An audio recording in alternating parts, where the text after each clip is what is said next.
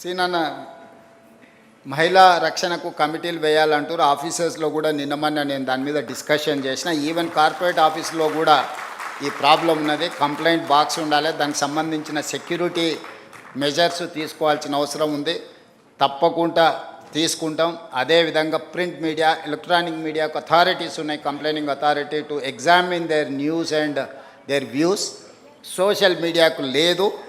డెఫినెట్గా తెలంగాణ రాష్ట్ర ప్రభుత్వం ఎగ్జామిన్ చేసి సోషల్ మీడియాలో ప్రసారం చేసే అవాస్తవాల మీద ఫిర్యాదు చేయడానికి కూడా ఒక వేదికను చేయాలనుకుంటున్నాము.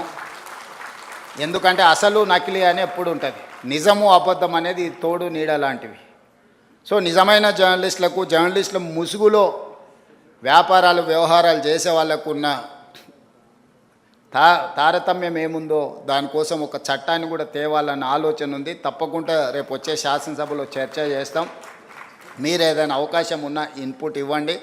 మీకు కొన్ని డెస్క్లో చేసే వాళ్ళకి ఏదో గుర్తింపు కార్డులు సమస్య అన్నట్టుగా కొంతమంది, ఎవరిని అట్లా లేదు. మేము అందరికీ స్పష్టంగా అన్ని అవకాశాలు, డెస్క్ జర్నలిస్ట్కి లేకపోతే మిగతా ఫీల్డ్ జర్నలిస్టులకి ఏం తేడా లేదు. నేను మంత్రి గారితో మీ అందరికీ చెప్పించిన ఈ వేదిక మీద నుంచి కూడా మళ్ళొకసారి చెప్తున్నా. అన్నిటికంటే ముఖ్యంగా మీకు ఇళ్ళ పట్టాలు చాలా రోజులు పెండింగ్ ఉంటే నేను వచ్చినాక ఇచ్చినా ఆగిపోయినాయి.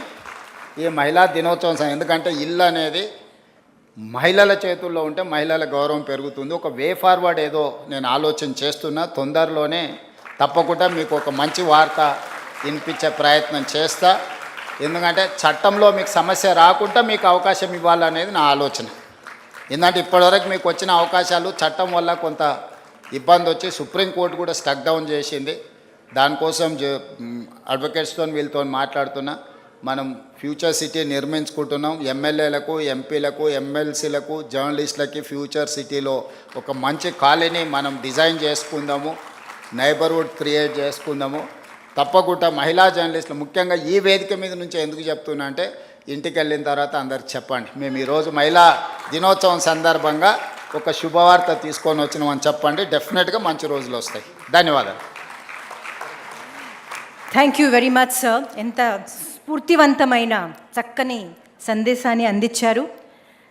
రేవంత్ రెడ్డి గారి డెడికేషన్, కరేజ్ మరియు పీపుల్ సెంట్రిక్ గవర్నెన్స్ వల్ల తెలంగాణ ఫ్యూచర్ బ్రైట్గా ఉంటుందని నమ్మకం మన అందరికీ ఉంది. సో మనం అందరూ సపోర్ట్ చేస్తే తెలంగాణ డెవలప్మెంట్